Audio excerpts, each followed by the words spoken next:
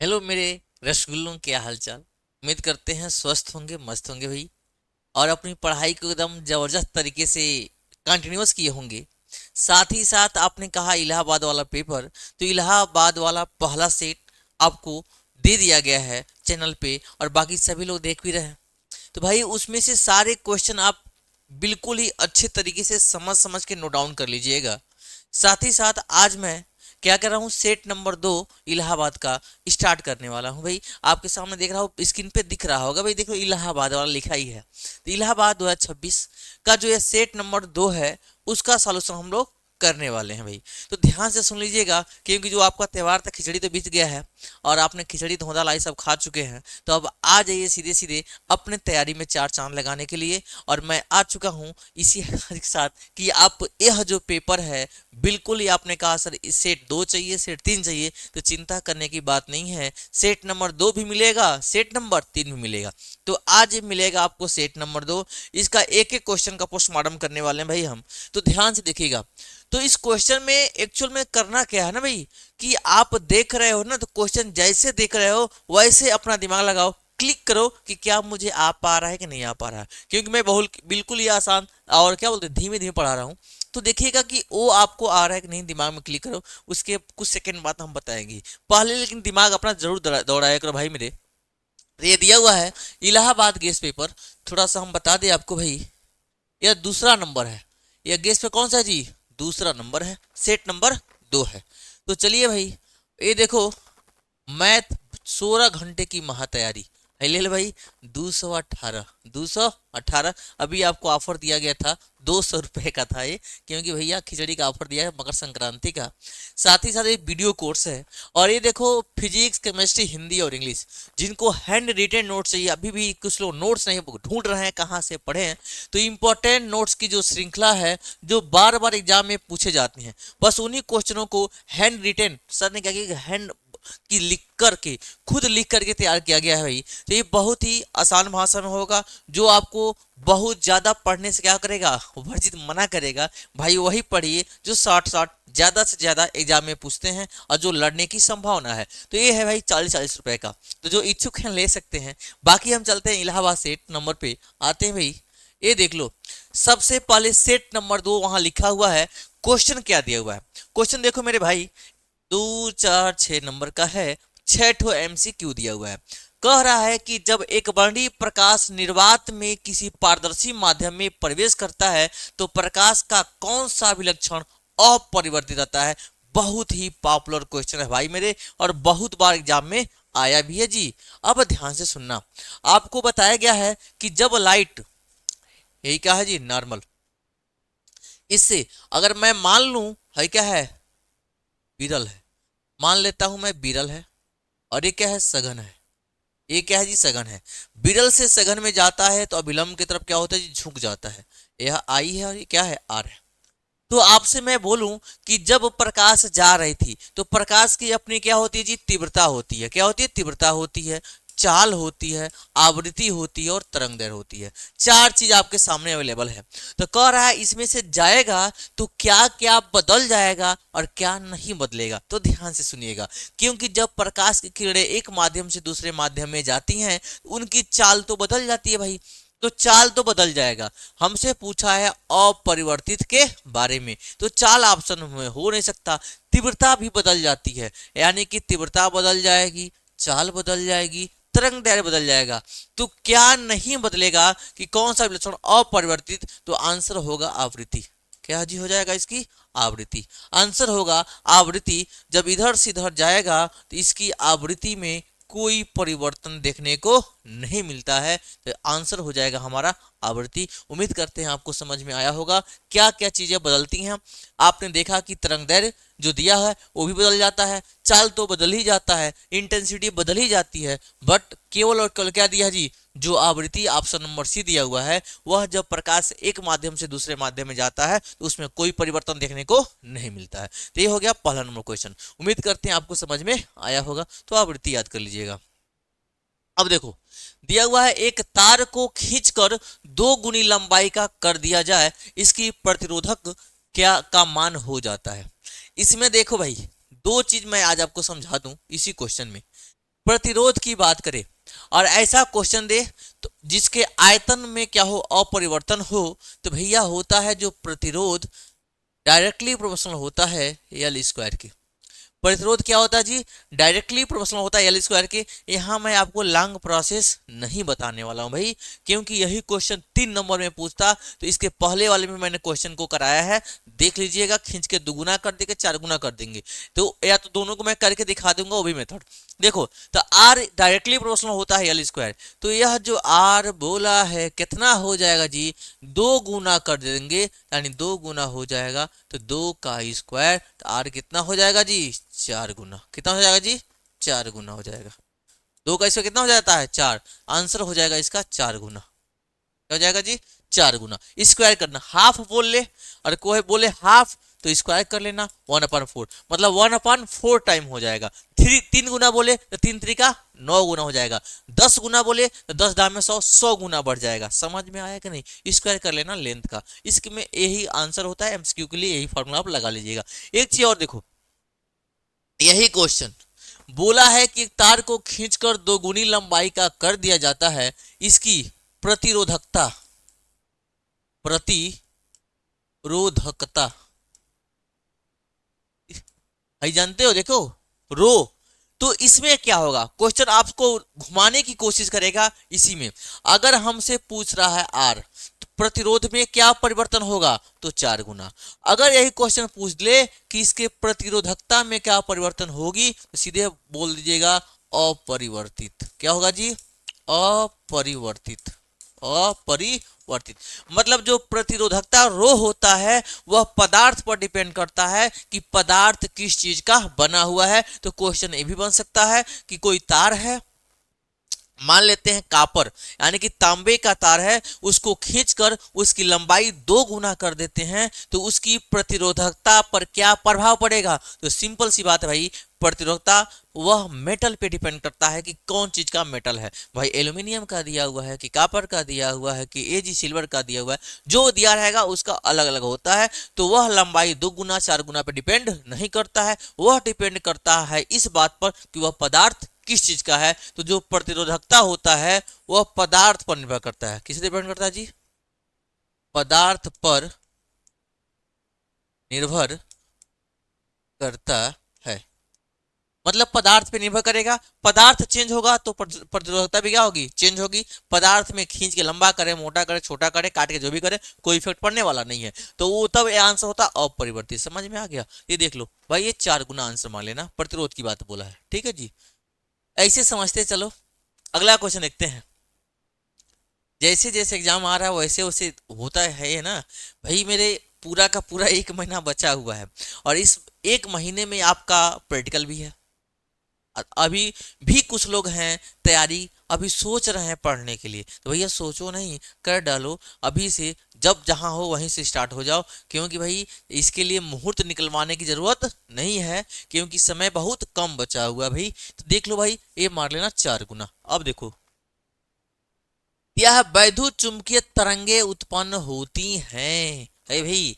तो देखो यह क्वेश्चन बहुत कंफ्यूजन में डालता है कि देखो वैद्युत चुंबकीय, यानी वैद्युत भी होगा, चुंबक भी होगा, दोनों उत्पन्न कौन करता है, तो नियत वेग के गतिशील आवेश द्वारा उत्पन्न हो जाता है। जाहिर सी बात है, स्थिर आवेश जब रहेगा, आवेश जब स्थिर रहेगा, तो उसके आसपास क्या होता है जी, चुंबकीय क्षेत्र होता है। आवेशहीन कण, जब कोई आवेश नहीं है तो कोनो क्षेत्र नहीं होगा, तो नीचे वाला दोनों नहीं होगा। एक है त्वरित आवेश, दूसरा है नियत वेग से गतिशील आवेश। तो नियत वेग से जो गतिशील आवेश होता है उसके वजह से उत्पन्न होता है चुंबकीय और वैद्युत क्षेत्र, लेकिन उसके साथ तरंग उत्पन्न नहीं होती है। लेकिन जब त्वरित आवेश होगा, त्वरित मतलब एक्सीलरेटेड होता है, जब लगता है, जैसे मान लो ये हमारी बाइक है, बाइक में हैंडल है, हैंडल में यहाँ लगा रहता है, यूं यूं यूं करते हो ना एक्सीलेटर, तो ये एक्सीलेटर जब आगे पीछे करते हैं तो हमारी स्पीड आग ऐसे करेंगे तो बढ़ जाएगा, फिर घट जाएगा, बढ़ जाएगा, घट जाएगा। कहने का मतलब जो एक्सीलेटर होता है उससे हमारी स्पीड क्या कर लेते हैं, कम बेसी कर लेते हैं बाइक वाला। ठीक उसी प्रकार त्वरित आवेश द्वारा होगा, तो क्या होगा भाई, अगर हमें उत्पन्न करना है वैद्युत चुंबकीय तरंग उत्पन्न करना है, तो इसके लिए होगा त्वरित आवेश द्वारा। भाई त्वरित आवेश पर लगाना, ठीक है जी, त्वरित आवेश द्वारा उत्पन्न होगा वैद्युत चुंबकीय तरंगे, ठीक है जी। अगला क्वेश्चन देखो, बहुत शानदार क्वेश्चन है, बहुत ही लाजवाब क्वेश्चन है। तो भैया यहाँ से लेकर कई जगह पूछा, बोर्ड के साथ साथ ये पूछा है पॉलिटेक्निक में भी। कहाँ पूछा जी? पॉलिटेक्निक में भी पूछा हुआ है, देख लेना। एक 24 ओम प्रतिरोध वाले तार को देखना, एक ऐसे दिया हुआ है, ये तार है जिसका ओम कितना दिया है, प्रतिरोध 24 ओम का दिया हुआ है। एक समबाहु त्रिभुज के रूप में मोड़ा जाता है। भाई एक समबाहु त्रिभुज बनाते हैं, देखो यहां से एक ऐसे, एक ऐसे और एक ऐसे, मान लेते हैं ये है बी है सी है। समबाहु त्रिभुज के बारे में आपने पढ़ा होगा कि समबाहु त्रिभुज क्या होता है भाई, समबाहु त्रिभुज क्या होता है जी? चलो, समबाहु त्रिभुज के बारे में आपने पढ़ा है कि समबाहु त्रिभुज मतलब जिसकी तीनों भुजाएं आपस में क्या होती हैं, बराबर होती हैं। तो मान लोगे हयो ए है, हयो ए है, हयो ए है, तीनों साइड होगा, ए कितना हो जाएगा 3a, यानी कि 3a, और 3 से भाग कर लोगे 3 वट्ठे क्या हो जाएगा 24। मतलब ए भी कितना हो जाएगा जी, 8 ओम का, ए भी कितना हो जाएगा 8 ओम का, और ये भी कितना हो जाएगा 8 ओम का। बात तो है, समझ में आई कि नहीं आई? 8-8 ओम में बढ़ जाएगा, जो 24 ओम था वो 8-8 ओम में बढ़ जाएगा। ये हो गया फिगर। अब क्वेश्चन कह रहा है तो किन्हीं दो शीर्षों के बीच प्रभावी प्रतिरोध, या तो ए बी के बता लो, चाहे बी सी बता लो, चाहे ए सी के बीच में प्रभावी प्रतिरोध बता लो भाई, ठीक है।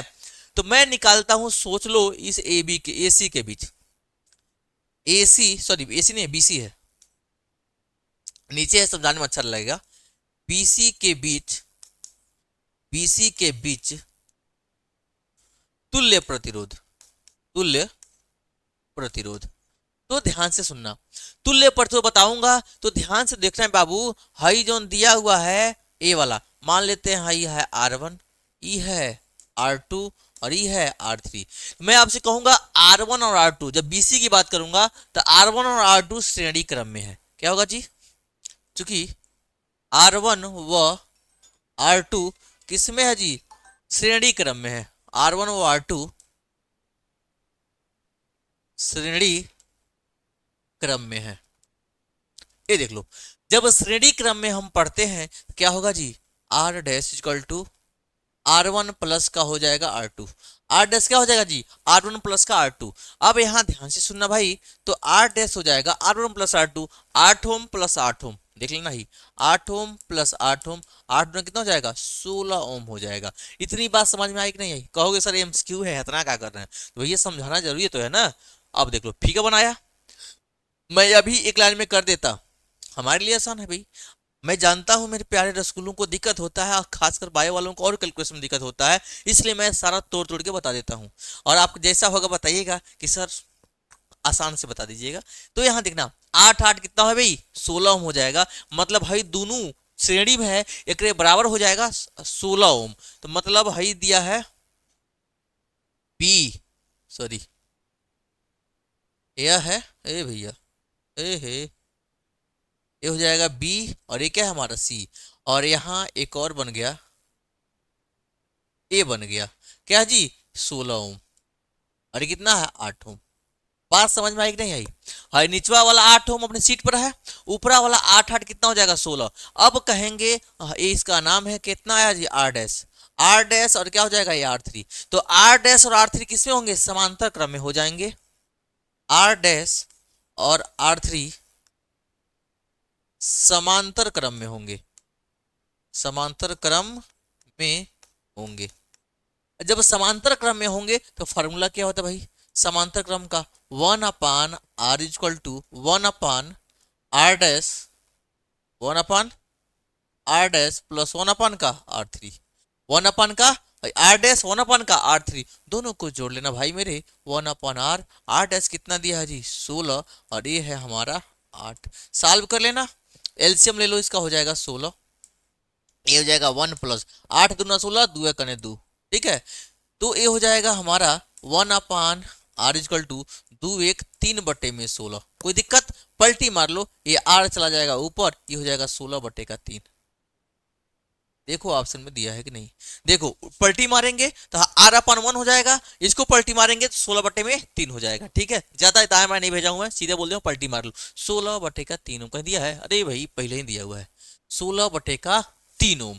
तो एक बार इसको थोड़ा अच्छे से देख लो भाई मेरे, एक बार इसको देख लीजिए आप लोग कि दिया क्या है। ठीक है जी, एक बार देख लीजिए, हो जाए तो बताएं, एक बार फिर समझ लीजिएगा कि दिया क्या है। अब देखो मेरे भाई, ये दिया हुआ है एक प्रतिरोध तार दिया हुआ जिसका 24 ओम दिया हुआ है, ए से बी, बी से सी एक समबाहु त्रिभुज बना लिए हैं, तो ये 24 तीन पार्ट में बढ़ जाएगा, 8 8 8 में बढ़ जाएगा। अब हमसे बोला है किसी भी दो सिरा ए बी का निकाल लो चाहे ए सी, अगर ए बी का निकालेंगे तो हई दोनों श्रेणी में हो जाएंगे, ए सी का निकालेंगे तो हई दोनों श्रेणी में हो जाएंगे, बी सी का निकालेंगे तो हई दोनों श्रेणी में हो जाएंगे। तो हई दोनों श्रेणी में 8 8 कितना होगा जी मेरे, सबसे पहले 16 ओम हो जाएगा। हमने इस फिगर को रिड्यूस कर लिया, इसके जगह पर एक ठो बना दिया है, कितने ओम का, 16 ओम का हो गया है। ये 16 और 8 किस में हो जाएंगे, समांतर क्रम में हो जाएंगे। तो 1/r बराबर 1/r1 प्लस 1/r2 होता है, तो r डैश r3 1/16 1/8। तो देख लो कई लोग यहाँ कैलकुलेशन में घबराए होंगे भैया मेरे, तो घबराए नहीं, उनके लिए भी भाई एक अच्छी सी जुगाड़ लाते हैं हम। देखो यहाँ से, यहाँ मैं मल्टीप्लाई कर दूं 2 से, 8 दूना 16 और क्या दिया हुआ है 16, दोनों में जैसे 16 16 हो जाएगा तो इसका एलसीएम हो गया 16, 2 एक करने 2 1, 3/16 हो जाएगा। जैसे ही 3/16 होगा तो यह तो भाई 1/r का मान है। जब 1/r का मान दिया है 16/3, पलटी मार लेना भाई इसको, तो 3/16 दिया हुआ है, पलटी मारोगे तो r जाएगा ऊपर, 16 जाएगा ऊपर, 3 आ जाएगा नीचे, 16/3 हो जाएगा। इतनी बात समझ में आई कि नहीं आई भाई, इसको देख लेना, स्क्रीनशॉट ले लो। 16/3 ओम दिया हुआ है, प्रतिरोध का मात्रा क्या होता है, ओम होता है। चलते हैं अगला क्वेश्चन, 4 क्वेश्चन हो गया भाई। अगला क्वेश्चन क्या दिया हुआ है, निर्वात की वैद्युशीलता का मात्रक, निर्वात की वैद्युशीलता। तो भाई आपको पता होगा निर्वात की वैद्युशीलता होता क्या है, लिखते किससे हैं, तो एप्सिलॉन नॉट से। इतना बार बताए हैं ना, इतना बार बताए हैं, अगर सपने में भी हो तुरंत धक दे बोलो सर यही तो होगा, ऑप्शन आपके सामने है। लेकिन होता क्या है, कई बच्चे घबरा के गलत मार के चले आते हैं। तो घबराना नहीं है, समय है भाई, निकाल लो, वहां वही निकालिए बैठ के, क्या दिक्कत है भाई, क्योंकि निकाल लोगे ना तो कंफ्यूजन रहेगा, बाद में रहता है कि भाई हमने गलत किया सही किया। निकाल लो एक बार थोड़ा समय निकाल के। हमने बोला है भाई कौन सा आंसर सही होगा, तो इसमें आंसर हमारा सही होगा भाई एप्सिलॉन का ए वाला।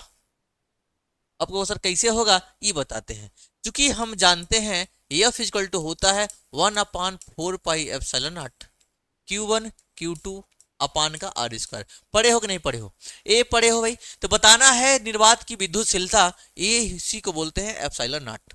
इसी को बताना है परमिटिविटी या फ्री स्पेस, इसको यहाँ भेज देंगे और इसको यहाँ भेज लेंगे, ये हो जाएगा एप्सिलॉन नॉट इक्वल टू 1/4 पाई के साथ एफ Q1 Q2 अपान का हो जाएगा आर स्क्वायर।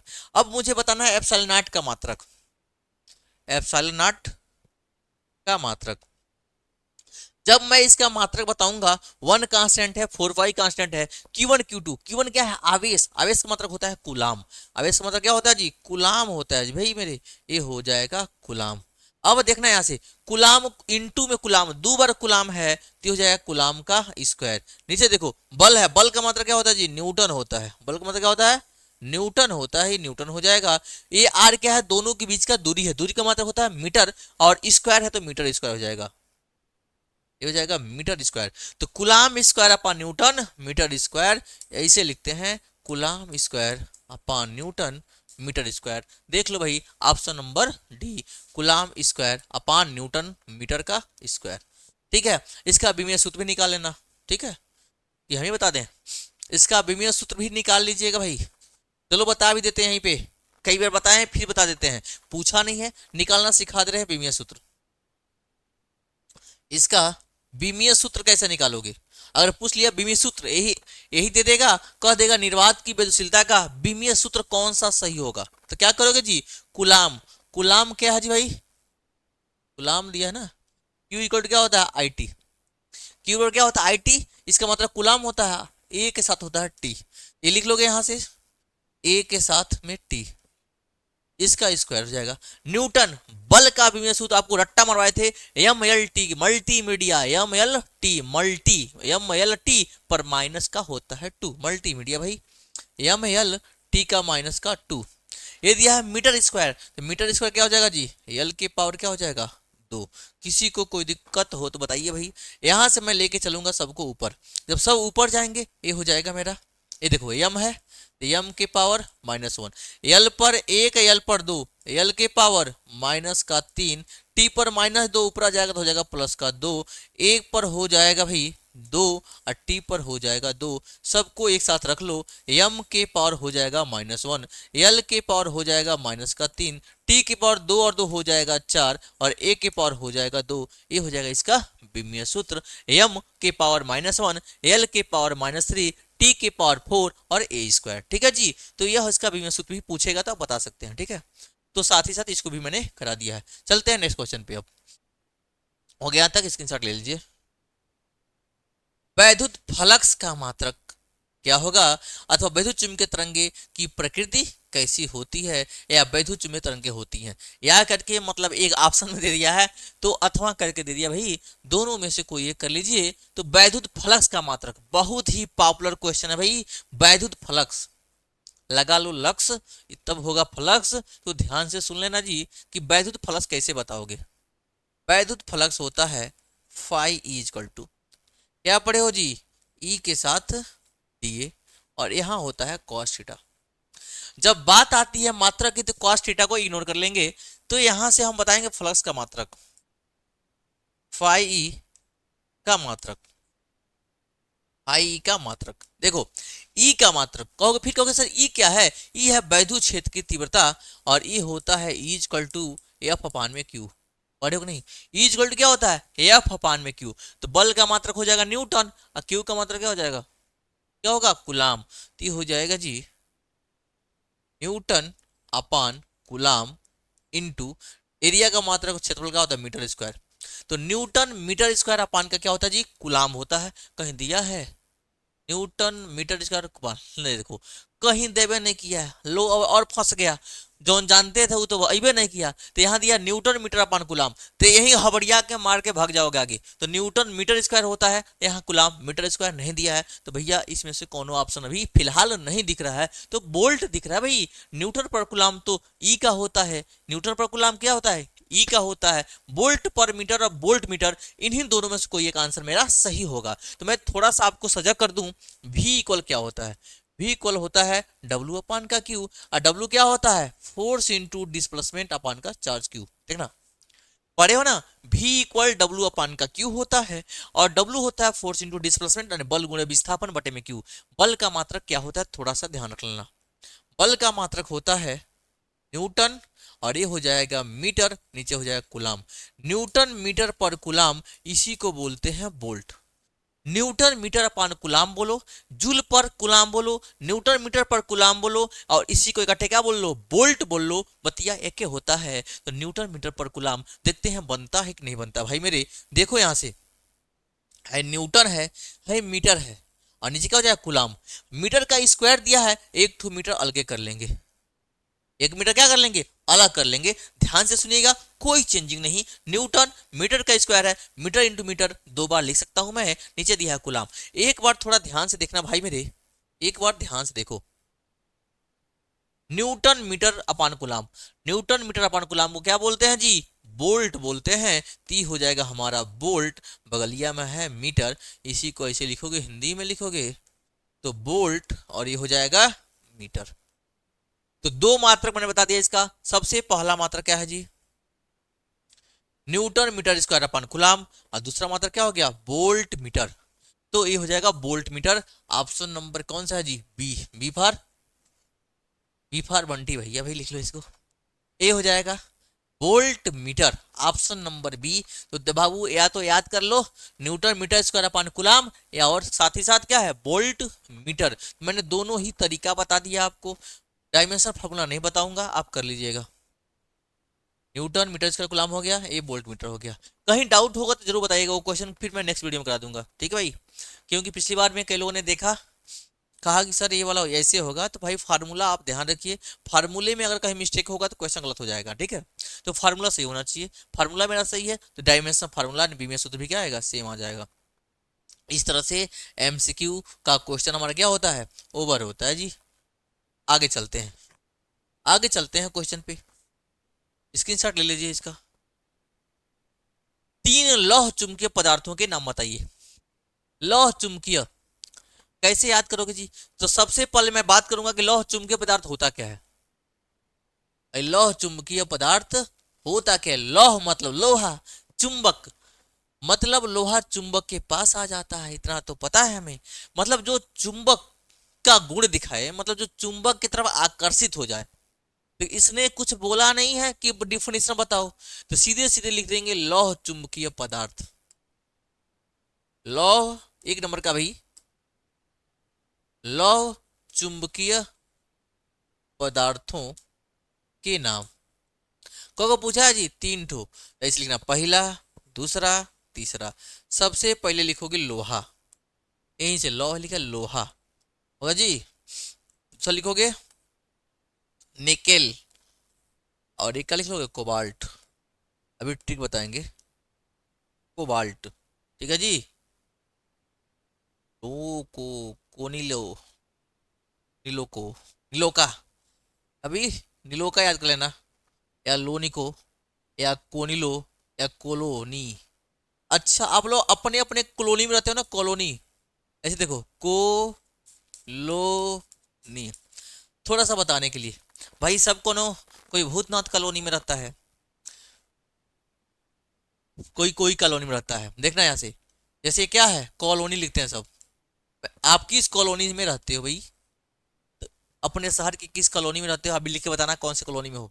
और कौन कौन भूतनाथ कॉलोनी में है वो भी लिख के बताएगा कि सर हम भूतनाथ कॉलोनी में रहते हैं। तो भाई ये कॉलोनी है, क्या है? कॉलोनी।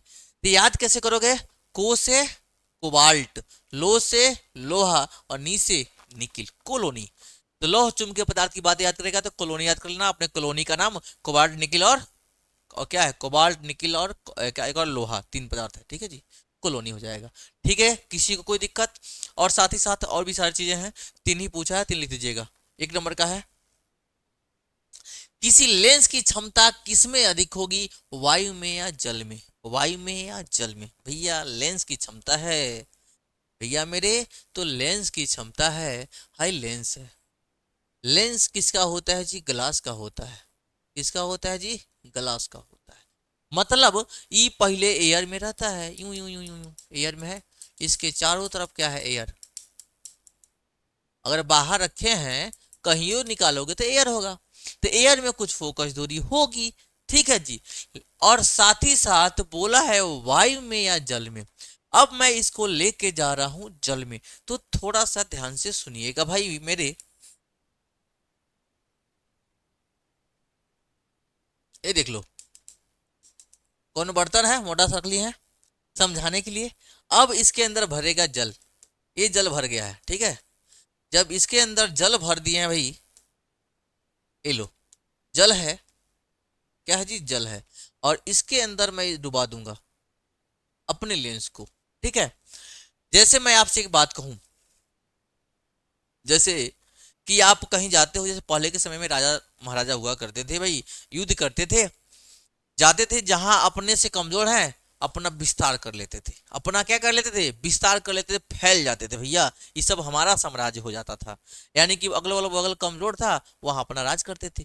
ठीक उसी प्रकार, तो पहली बात, जा कौन रहा है जी? ग्लास। ग्लास जा रहा है, शीशा वाला जा रहा है। किस में जा रहा है? वाटर में जा रहा है। तुम बताओ भाई मेरे कि शीशा यानी कि जो ग्लास है और जल, किसका अपवर्तनांक ज्यादा होगा? तो भैया जाहिर सी बात है, शीशे का ज्यादा होगा, जल का कम होगा, जाहिर सी बात है। यानी जल कमजोर है किससे? शीशा से। तो शीशा जल के अंदर जाएगा तो अपना विस्तार कर लेगा। बात समझ में आई कि नहीं आई? मैंने क्या बोला? जल कमजोर है शीशा के रिस्पेक्ट में, जब शीशा यानी ग्लास उसके अंदर जाएगा, उसके अंदर डुबाएंगे तो अपना विस्तार करेगा, फोकस दूरी बढ़ जाएगी। यानी कि जब जब लेंस को जल में डुबाते हैं, जल में डुबाते हैं, तो लेंस की लेंस की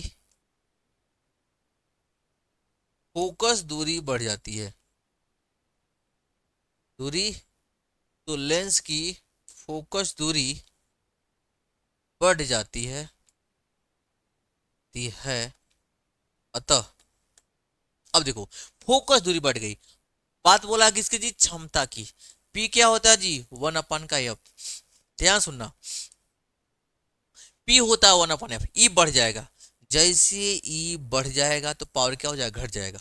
ऐसी बात है, लेंस की फोकस दूरी बढ़ जाती है, अतः इस वाले फार्मूले से जैसे ही एफ बढ़ जाएगा अतः उसकी क्षमता घट जाएगी, अतः उसकी क्षमता घट जाएगी। समझ में आई बात? तो यानी कि पूछा है किसी लेंस की क्षमता किस में अधिक होगी, आप सीधे सीधे बोल दोगे यानी वायु में अधिक होगी, जल में कम होगी। आंसर क्या होगा, लेंस की क्षमता, ए भाई लेंस की क्षमता वायु में अधिक होगी, जबकि जबकि जल में कम होगी, जल में कम होगी। क्यों कम होगी, ये रीजन मैंने आपको बता दिया है। क्यों कम होगा भाई, कि जब लेंस को जल में डुबाते हैं तो लेंस की फोकस दूरी बढ़ जाएगी, तो और उसकी फोकस क्षमता, उसकी क्षमता क्या हो जाएगी, घट जाएगी। यानी कि फोकस दूरी जल में ज्यादा होगा, वहां कम होगा, यानी वायु में फोकस दूरी कम होगा और लेंस जल में क्या हो जाएगा, बढ़ जाएगा। तो वायु में कम होने की वजह से उसकी क्षमता क्या हो जाएगी, बढ़ जाएगी। तो फोकस दूरी कम, क्षमता बढ़ जाएगी, क्योंकि इनवर्सली प्रोपोर्शनल का रिलेशन होता है भाई। देख लेना, देख लो भाई मेरे, जैसे समझाना था बता दिए हम। आवेशों के मध्य लगने वाले विद्युत बल की सहायता से विद्युतशीलता का विमेय, देखो अभी मैं बताया हूं, यही तो क्वेश्चन बताया हूं भाई, विद्युतशीलता का विमेय सूत्र निकालिए। फिर बता दूं, नहीं अभी तो बताया हूं भाई, अभी अभी अभी, हाँ देखो, ए वाला इक्वेशन लेके आना और यही निकालना है, ठीक है। चलो फिर से अभी एक बार, क्योंकि आप कहोगे कहाँ से लिखें, यही कहा जी। चलो, आवेशों के मध्य लगने वाले वैद्युत बल की सहायता से विद्युतशीलता एप्सिलॉन का विमीय समीकरण निकालना है, विमीय सूत्र निकालना है। देखो चूंकि हम जानते हैं कि F इक्वल टू होता है 1/4 pi epsilon not Q1 Q2 अपान में R स्क्वायर। ये हमको पता है कि आवेशों के मध्य लगने वाला वैद्युत बल है, इसकी सहायता से एप्सिलॉन नॉट का विमीय सूत्र बताना है। देखो एप्सिलॉन नॉट को यहाँ भेजेंगे, 1/4 पाई, यहाँ आ जाएगा F, ए हो जाएगा Q1, ए हो जाएगा Q2 और ये हो जाएगा R स्क्वायर। मुझे बताना है एप्सिलॉन नॉट का विमीय सूत्र, एप्सिलॉन नॉट की विमीय सूत्र बताना है, ठीक है जी। कैसे बताओगे भाई, अभी बताया हूं, आवेश Q का क्या होता है 80, इसका हो जाएगा 80 और इसका भी हो जाएगा 80, दो बार हो जाएगा 80। 4 पाई कांस्टेंट है, फोर्स का बल का होता है, mlt के पावर -2 और ये हो जाएगा r दूरी है, दूरी का होता है l का हो जाएगा स्क्वायर, लेंथ का स्क्वायर हो जाएगा, ठीक है। सारा का सारा मैं लिख दिया हूँ, सब ऊपर भेज रहा हूँ। m ऊपर जाएगा m की पावर -1, l देखो 2 और ये कितना हो जाएगा 3, ऊपर जाएगा -3, t ऊपर जाएगा हो जाएगा +2, नीचे का सब ऊपर गया। ए कितना है जी, ए का स्क्वायर हो जाएगा और टी का क्या हो जाएगा, स्क्वायर हो जाएगा। फाइनली जब मैं लिखूंगा, फाइनली मैं जब लिखूंगा इसका विमीय सूत्र, तो क्या होगा जी, m के पावर -1, l के पावर -3, t के पावर 2 और 2 कितना हो जाएगा जी 4 और a के पावर हो जाएगा, ये हमारा है विमीय सूत्र। उम्मीद करते हैं आपको समझ में आ गया होगा भाई मेरे। तो देख लेना, वहां भी बताया हूँ, फिर से बता दिया हूँ, एक एक क्वेश्चन 2 बार दिया है, कोई मतलब नहीं है भाई, वहां दे दिया तो यहाँ, क्योंकि वहां बता दिया हूँ भाई, वहां आपसे मात्रक पूछा है, यहाँ विमीय सूत्र पूछ लिया है, इसलिए दोनों ही निकालना सीख लीजिएगा। जैसे फ्लक्स का भी मात्रक बताया हूँ, विमीय सूत्र आप होमवर्क में कर लीजिएगा, ठीक है। 3 नंबर हो गया। अब अगला क्वेश्चन देखते हैं भाई, ताप बढ़ाने पर अर्धचालक की चालकता एवं प्रतिरोध पर क्या प्रभाव पड़ता है। बहुत बढ़िया क्वेश्चन है। वैसे तो ताप बढ़ाते हैं, कोई कंडक्टर है, चालक है, उसका टेम्परेचर बढ़ाते हैं तो उसका प्रतिरोध बढ़ जाता है, धारा घट जाती है। लेकिन सेमी कंडक्टर के कंडीशन में क्या होगा भाई, अब ध्यान से सुनना। सेमी कंडक्टर ताप बढ़ाने पर जो अर्धचालक है, जो अर्धचालक है, आपको बताया गया था भाई, याद आ रहा है कुछ, वैलेंस बैंड और क्या था, कंडक्शन बैंड, ठीक है। इन दोनों के बीच जैसे ही टेम्परेचर बढ़ाते हैं, यानी कि सबसे पहले सुनो अर्धचालक होता क्या है, अर्धचालक वे पदार्थ जो सामान्य अवस्था में कुचालक के जैसा सामान्य अवस्था में कुचालक के जैसा व्यवहार करते हैं। देखो, यह जो सेमीकंडक्टर है, अर्धचालक है भाई, सामान्य अवस्था में उससे करंट फ्लो नहीं करता है। ये तो पता है क्या भाई, जैसे कुचालक क्या होते हैं, इंसुलेटर, उनसे भी करंट फ्लो नहीं करता है, इनसे भी करंट फ्लो नहीं करता है सामान्य अवस्था में। लेकिन जब इसको टेम्परेचर देते हैं, हम देते हैं, तो कुछ टेम्परेचर देते हैं तो इनके बीच का एनर्जी गैप क्या होता है जी, एनर्जी गैप इजी। जो एनर्जी गैप है बहुत कम होता है, इलेक्ट्रॉन कूद के यहाँ पहुंच जाता है। जैसे ही इलेक्ट्रॉन कूद के यहाँ पहुंच जाएगा मेरे रसगुल्ला, तो क्या होगा, इसमें से करंट फ्लो होना स्टार्ट हो जाता है। यानी कि जब ताप बढ़ाएंगे तो इसमें करंट फ्लो कर रहा है, तो चालकता क्या होगी, बढ़ जाएगी। तो ताप बढ़ाने पर और चालकता क्या हो जाएगी, बढ़ जाती है। तो पहला आंसर हो गया इसका। लिखो क्या लिखोगे भाई मेरे, ताप बढ़ाने पर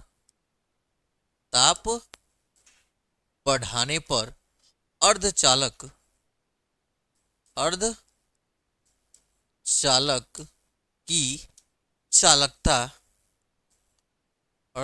की चालकता बढ़ जाती है। अब देखो, चालकता बढ़ गई मतलब प्रतिरोध जाहिर सी बात घट जाती है।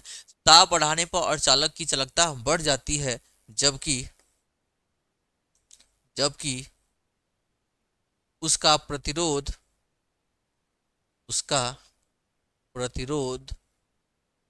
घट जाता है।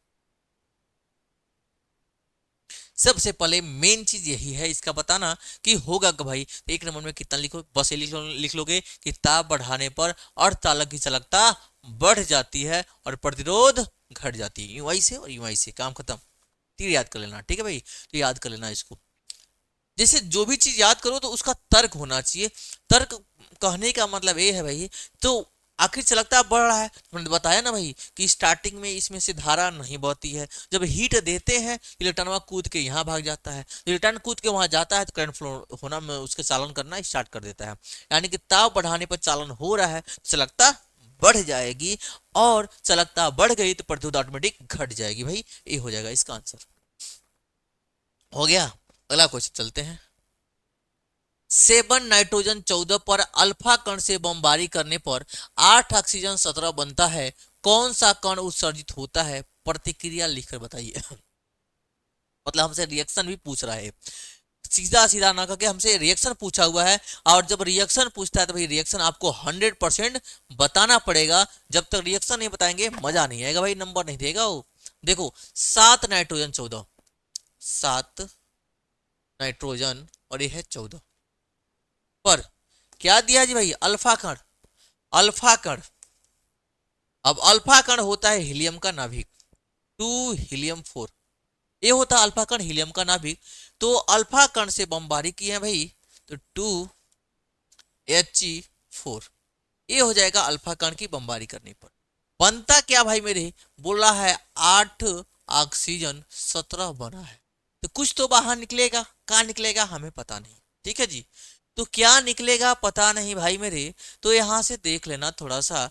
ये देखो, ये 7 है, ये 2 है, तो 7 + 2 कितना होता है 9, और यहाँ कितना दिया है जी 8। तो 9 में से 8 गया, कितना बचेगा जी 1 बचेगा। यहाँ मुझे पता होगा कि 1 होगा, और उसके सीट पर कुछ होगा, x मान लेंगे अभी। अब देखो 14 और 4 कितने हो जाएंगे जी 18 हो जाएंगे। यहाँ कितना दिया 17, मतलब 1 ऊपर भी बचेगा। ये होता है प्रोटॉन। 1p1 क्या हो जाएगा जी, प्रोटॉन बच जाएगा। जाहिर सी बात है, तो रिएक्शन ऐसे करके दिखा लेना। जो बचा है कहोगे सर वो कैसे लिखे भाई मेरे, लिख लेना x, नाम लिखना प्रोटॉन है भाई, 1x1 लिख सकते हो। तो कहने का मतलब ये भाई मेरे कि यहाँ से है 7 2 9 है, यहाँ 8 है, 9 में से 8 गया, एक बचेगा नीचे, है 14 4 18 है 17 है, 18 में 17 गया, एक बचेगा ऊपर, एक नीचे और एक ऊपर, बीच में आने का है 1h1 लिख सकते हो या प्रोटॉन लिख सकते हो। तो इसमें से कौन सा कण उत्सर्जित होता है, तो लिखोगे आंसर में क्या लिखो, कौन सा होगा, प्रोटॉन। क्या लिखोगे, तो प्रोटॉन का उत्सर्जन होगा। कौन सा कण पर, तो हमने बता दिया आंसर क्या होता है, प्रोटॉन, और यह इसका रिएक्शन लिख के हमने दिखा दिया। 1 नंबर का क्वेश्चन है, 1 मिनट लगेगा, 1 नंबर हलवा का मिल जाएगा भाई। ठीक है जी, चलते हैं। हो एक ही नंबर के भी है। कांच में प्रकाश की चाल प्रकाश की तरंगदैर्घ्य बढ़ाने पर क्या होगा, प्रकाश की तीव्रता बढ़ाने पर किस प्रकार बदलती है, निर्वात में प्रकाश की चाल पर क्या प्रभाव पड़ेगा। मतलब थियरी ही पूछा है आपसे, थियरी ही पूछा है। तो हमें पता है कि बायो वाले मेरे भाई थियरी में पारंगत होते हैं, न्यूमेरिकल में उनको दिक्कत होता, बट यहाँ भी वो घबरा जाएंगे कि पूछा क्या है क्वेश्चन, एक्चुअल में पता नहीं चल पाता है क्वेश्चन पूछा क्या है। ठीक है भाई, तो क्वेश्चन पूछा क्या है, इसके लिए क्वेश्चन को 2 बार पढ़िए। आप घबराने जाते हैं, छोटे क्लास में हो नहीं भाई कि 1 2 3 4 5 6 लिखता है क्वेश्चन आंसर, क्वेश्चन आंसर, ऐसे तो लिखवाया नहीं जाता है। बस आपको वो सारा चीज टॉपिक पढ़ाया जाता है, आपको क्वेश्चन पता नहीं चल पाता है। तो क्वेश्चन को समझना सीखिए।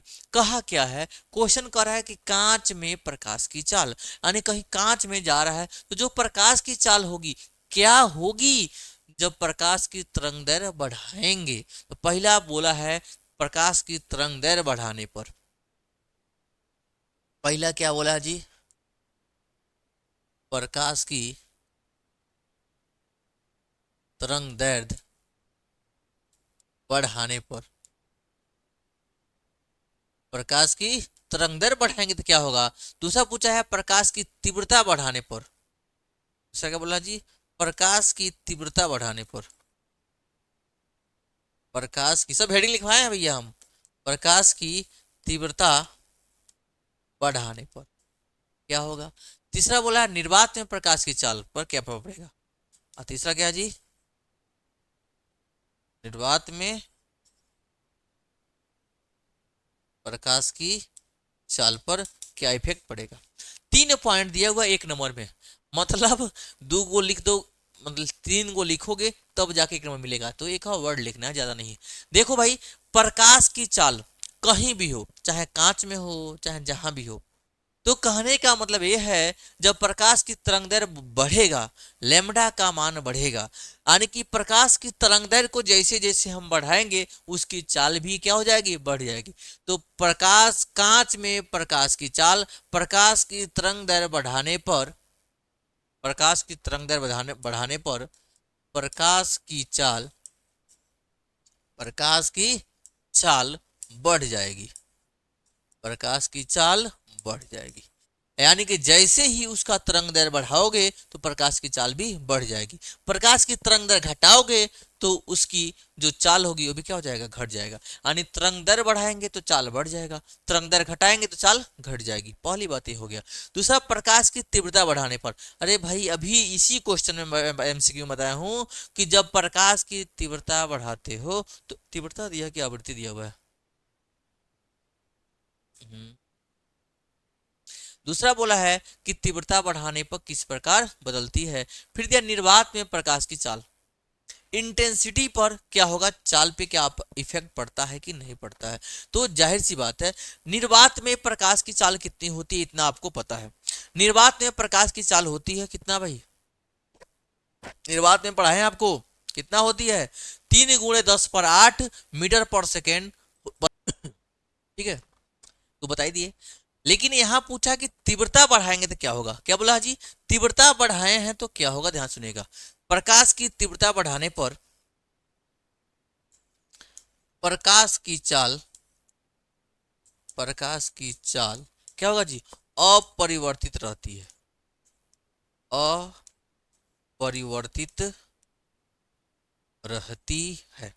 ठीक है जी, यानी प्रकाश की तीव्रता बढ़ाने पर प्रकाश की जो चाल है वो क्या होगी, अपरिवर्तित रहेगी। क्योंकि जो प्रकाश की चाल है वो किस पे डिपेंड करती है, आवृत्ति पर डिपेंड करती है, मीडियम पे डिपेंड करती है। जो प्रकाश की चाल है या तो मीडियम कैसा है उस पर डिपेंड करेगा या उसकी आवृत्ति पर डिपेंड करती है जो प्रकाश की चाल है। तो ध्यान से सुनना, क्या बोला है जी कि प्रकाश की तीव्रता पर क्या प्रभाव पड़ेगा, यानी प्रकाश की तीव्रता बढ़ाओगी या घटाओगी उसका मतलब नहीं है, प्रकाश की चाल क्या होगा, अपरिवर्तित रहेगा। तीसरी बात है निर्वात में प्रकाश की चाल। निर्वात में प्रकाश की चाल कांस्टेंट होती है, नियत होती है। यहाँ क्या होता है जी, नियत होती है। यहाँ क्या होता है जी, नियत होती है, नियत होती है। कितना होता है भाई, 3 × 10⁸ मीटर पर सेकेंड निर्वात की चाल। और भी बता दें क्या, और भी बता दे रहे हैं, चलो भाई। जो प्रकाश की चाल है कहाँ कितनी होती है, ध्यान सुनना। जो प्रकाश की चाल है, प्रकाश की जो चाल है कितनी होती है भाई, कहाँ कहाँ, सबसे पहले वायु या निर्वात में, वायु या निर्वात में, उसके बाद कहाँ जी, जल में, उसके बाद जी कहाँ, कांच में, कांच में। भाई देखो, वायु या निर्वात में होता है 3 × 10⁸ मीटर पर सेकेंड। अब देखो क्वेश्चन बदल रहा है, वह मीटर पर सेकेंड ना कि सेंटीमीटर पर सेकेंड दे देते क्या होगा। 1 मीटर में कितना होता है, 100 सेंटीमीटर, तो 2 जीरो होगा, 2 बढ़ जाएगा। या इसी को मैं लिख सकता हूं 3 × 10 पर कितना हो जाएगा भाई मेरे, 10 सेंटीमीटर पर सेकेंड। ध्यान रखना, अगर कहीं दिया है 10 पर तो देखना रखना सेंटीमीटर दे देगा, तो ये भी सही है। 3 × 10⁸ सेंटीमीटर पर सेकेंड। जल में कितना होता है जी, 2.25 10⁸ मीटर पर सेकेंड। इसको भी लिखना चाहो तो लिख सकते हो 2.25 कितना, 10 सेंटीमीटर पर क्या होता है जी, सेकेंड। कांच में होता है 2.0 × 10⁸ मीटर पर सेकेंड लिख लो, या इसको भी लिख सकते हो 2.0 × 10⁻10 सेंटीमीटर पर सेकेंड। ठीक है जी, मीटर पर सेकेंड कई जगह सेंटीमीटर में दे रहा है, तो ध्यान रखना इस चीजों को, आप आगे निश्चित रहना कि ऐसे भी दे सकता है। ठीक है, यहां तक समझ में आ गया। पहले ये बता है कांच में प्रकाश की जो चाल है, तरंग बढ़ाएंगे तो क्या होगा, तो भाई बढ़ जाएगा, तीव्रता बढ़ाएंगे तो भाई अपरिवर्तित रहेगा, और निर्वात में क्या होगा जी, नियत होगी। कितना होता है, 3 × 10⁸ मीटर पर सेकेंड होता है। इसका फोटो खींच लेना। कूलाम के नियम का सदिश रूप बताइए। क्या लिखा जी, कूलाम के नियम का सदिश रूप बताइए, 2 नंबर में पूछा हुआ है। कूलाम के नियम का सदिश रूप देखना, कूलाम के नियम का सदिश रूप होता क्या भाई, कूलाम का नियम का सदिश रूप आपको मैं कई बार बता दिया हूं भाई, फिर से बता दे रहा हूं। दो चार्ज है, एक Q1 है, एक क्या दिया है, Q2, ये R1 है, और ये क्या दिया जी, R2 है। दिशा दिया हुआ इसका। अब ध्यान से सुनना, थोड़ा सा कलर मैं चेंज कर दूं भाई। अब देखना यहां से, अगर मैं बात करूं सदिश रूप में, तो इस पर एक बल लगेगा,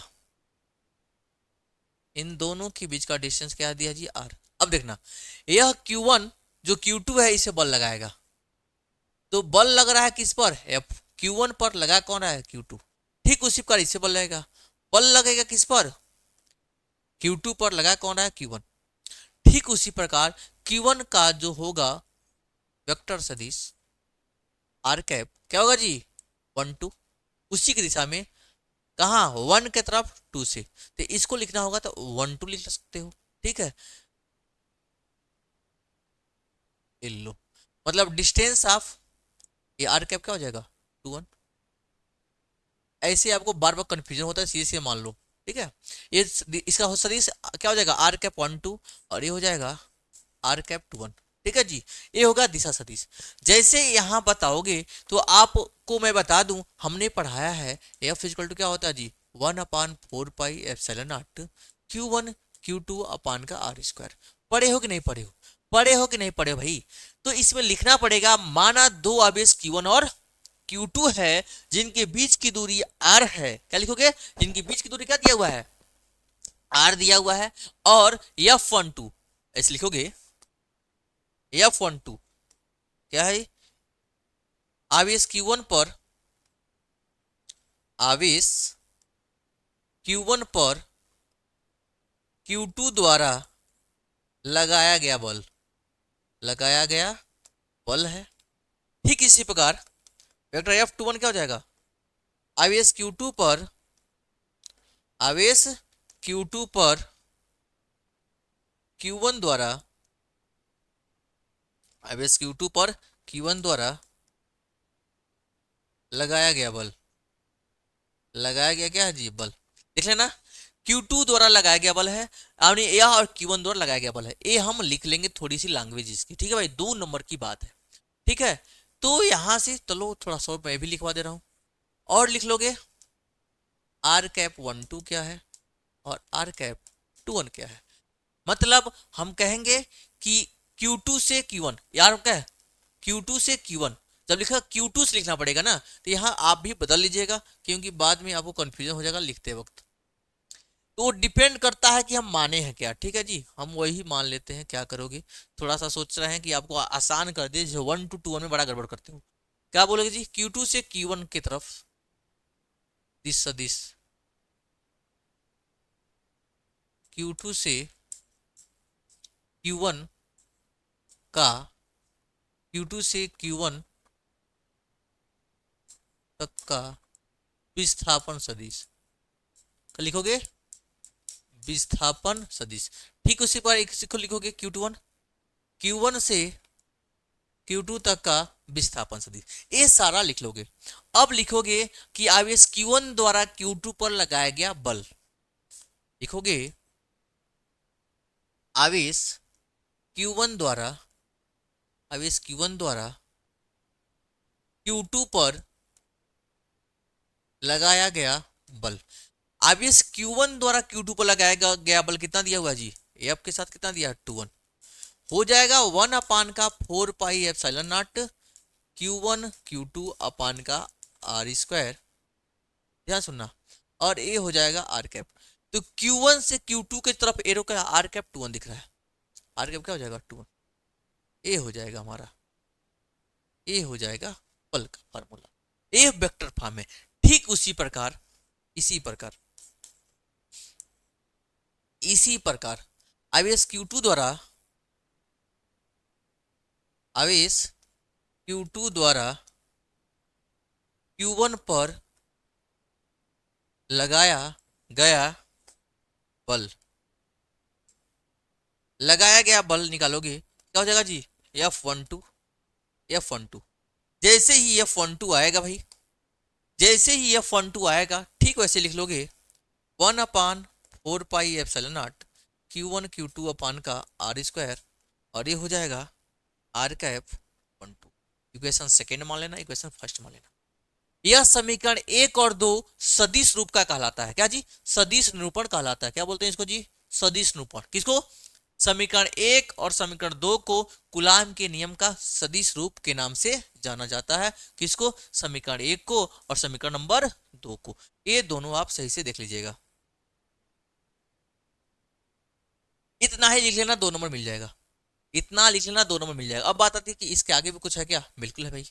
अब देख लेना यहाँ दोनों R cap 12 उधर जा रहा है, R cap 2 इधर, दोनों आपस में इक्वल और अपोजिट हैं, तो क्या होगा जी, यहां से मैं लिख दूं